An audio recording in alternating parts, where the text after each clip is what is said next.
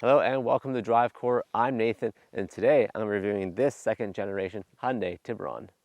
Now let's take a step back in time to the early mid-2000s when two-door sports coupes were all the rage. Not only were they fun and yet affordable, they were each individually unique to one another. Now you take this Hyundai Tiburon though, for instance, in today's times, and well, I feel like it's not quite remembered as much as its competitors were back in the day. Yes, you had Toyota and Nissan with their two-door sports coupes, but the Tiburon itself though, I feel like didn't really get the love it deserves.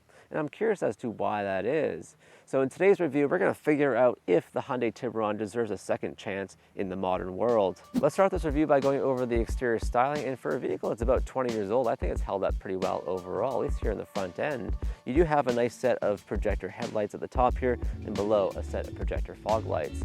But then you move to the side of the vehicle, and well, that's where it gets a bit interesting. So on the side here, you do have a nice 16-inch alloy wheel, and then you move further down, you have these fake air vents basically, and then you have a nice sort of body line, which I do like, this sort of lift back style on a lot of two-door coupes.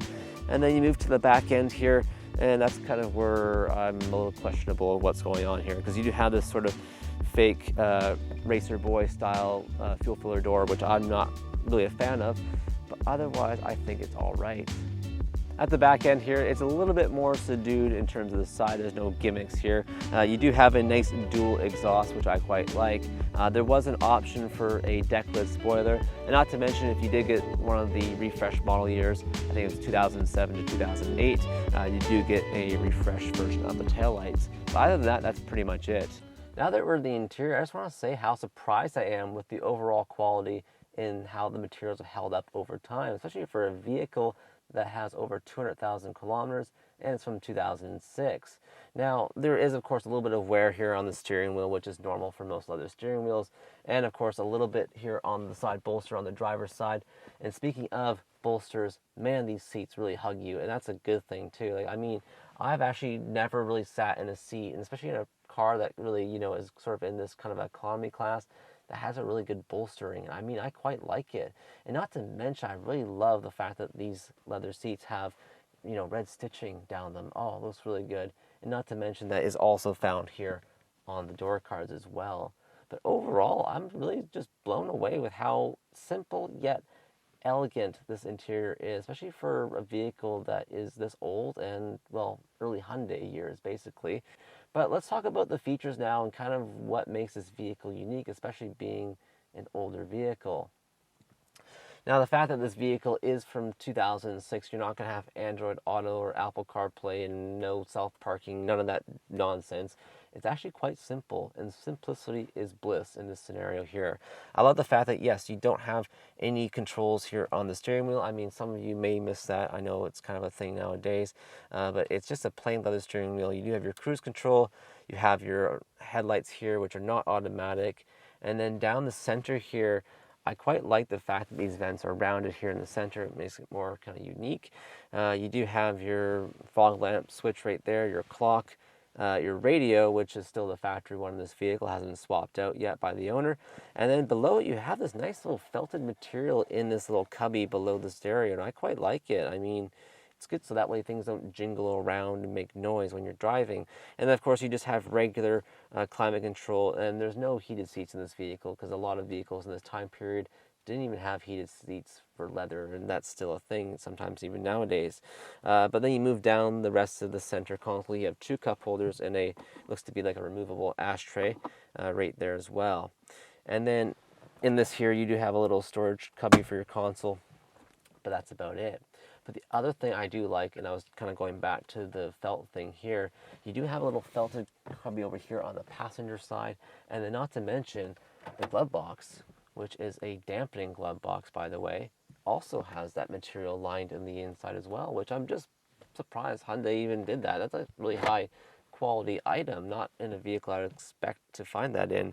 And then, of course, on the driver doors here, you do have your window switches, which is just automatic down for the driver. There's no auto up for driver. And also, there's a little bit of a storage cubby here, and then your release for the lift gate in the trunk there. Now, above here, you do have a nice sunglass holder, which I think is quite a nice touch. I mean, some vehicles, even nowadays, still don't have that.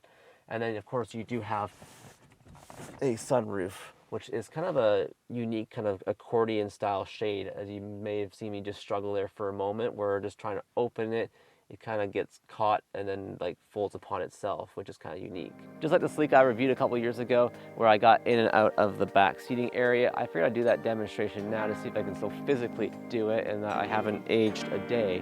So I have the door open now, and as you can see, just like the Sleeka, it is also a frameless window. So getting in, you do have a couple options. You do have the lever here at the top, or of course the lever at the bottom. And for this sake, I'm just going to use the one at the bottom here. And of course it slides the seat forward, which is quite lovely.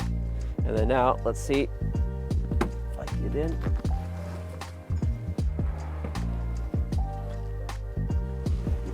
Yeah, that wasn't bad at all. I mean, I think it's actually probably a little bit easier than Sleeka. I mean, getting in on the passenger side of any two-door sports coupe is going to be easier, obviously, because you don't have to worry about the driver's seating positions. And of course, there's a little bit more flexibility in the seat itself. But otherwise, it's pretty good. Now that I'm in the rear seating area, I just want to tell you how comfortably I am sitting here. It's so great. But that's a lie, because I'm not that comfortable. I'm 5'11", so I'm not necessarily a giant by any means, but my head is pinched up against the top part of this glass here, and I'm constantly moving it around to either side because I can never have my head perfectly straight. So that's comfortable.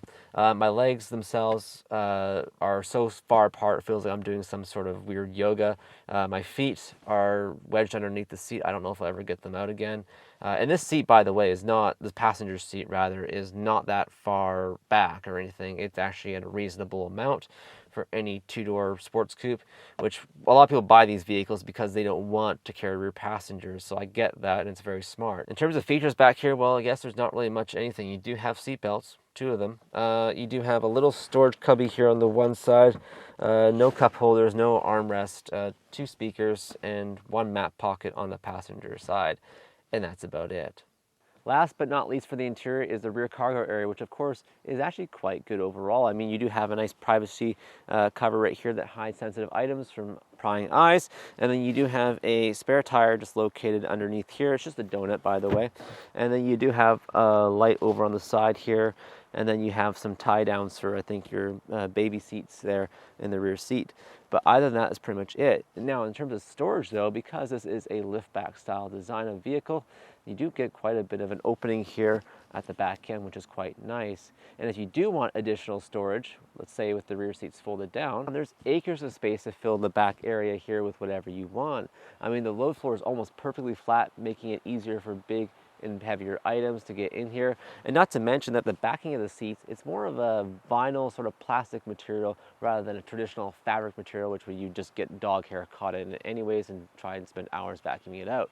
So that's kind of nice. But otherwise, that's pretty much it for the rear cargo area. I figure it's time to get this vehicle out in the road and see how well it does. Like a lot of sports coupes in the 2000s, car manufacturers were placing greater emphasis on fuel economy rather than horsepower, meaning that if you cared about the ice caps melting like we all did back then you would probably go with the 4-cylinder rather than an option V6. Now, this vehicle in particular, the Hyundai Tiburon that is, you actually had a choice of a 4-cylinder or a V6. And the one I'm driving here today has the 2-liter 4-cylinder, which makes about 138 horsepower and 136 foot-pounds of torque. And the V6, the 2.7 liter, gets about an extra 34 horsepower on top of that, so it's pretty good. Fuel economy, this vehicle does pretty well in that department. It gets about a combined 10.2 liters per 100 kilometers for about 23 miles per gallon, which I actually say that's better than most newer vehicles out on the road today, or at least equivalent to what a lot of new vehicles get on the road today. So surprisingly, for a 20-year-old vehicle, it can still keep up in that area too. In terms of driving performance, with this 2-liter paired with the 5-speed manual I have here today, I'll take it.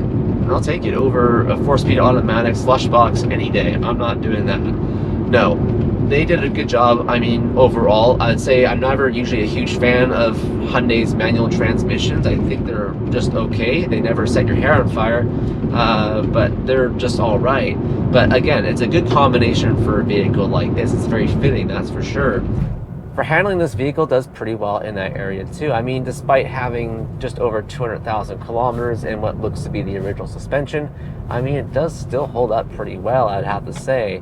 I mean, it doesn't, give you any grief really if you push it harder in the corners, but it does, obviously, it is being a front-wheel drive car, of course, kind of have a little bit of that understeer at some points if you go too aggressive, that is. But otherwise, it's pretty good. Like many two-door sports coupes of the 2000s, they remained in the 2000s. Like the Toyota Sleek that I reviewed a couple years ago, that last generation, that 7th generation, that was it. No more. This Tiburon I'm driving here today was the last generation. They ended production in 2008. And it makes you wonder, why did these car manufacturers shift from something that was not only economical in terms of fuel economy, but affordability for the consumers into something more grand, like larger vehicles, crossovers, all that?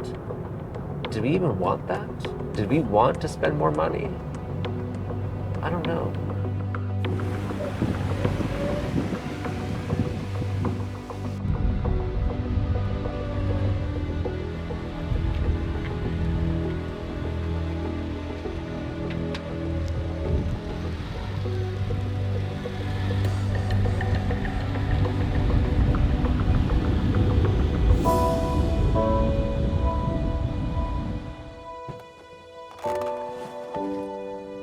Well, times have certainly changed. And I don't just mean in terms of, getting older, things like that, but cars as well. Back then, a car like this would have been within reach for anybody. Not only was it economical and also affordable, but it was also a vehicle you could rely on day in, day out. And maybe not just the Tiburon here, but any other two-door sports car of the 2000s. But the Tiburon here, I think, has just proved my point. Is why would you overlook anything like this today? Yes, Hyundai didn't always have the brand, reputability of the 2000s, especially in some of their vehicles. And even today, they don't. But this vehicle, it's almost 20 years old. It's got over 200,000 kilometers on it. It still goes like an old Timex watch. Doesn't miss a beat. And therefore, I think this is a really good, well-rounded package. You not only have a vehicle you can count in day out, but something that's a little bit fun to drive too, and will always start for you no matter what. And not to mention, vehicles like these now are pretty much given away for free. So not much has changed. They're still cheap. They were cheap back in the 2000s. They're cheap now.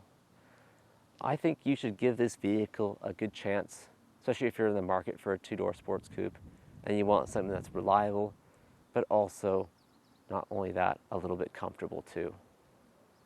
So on that note, I hope you enjoyed today's car review, and if you did, be sure to hit the thumbs up button and also consider subscribing too if you haven't done already, so that way you don't miss any future reviews like this and also DIYs and car projects on my channel.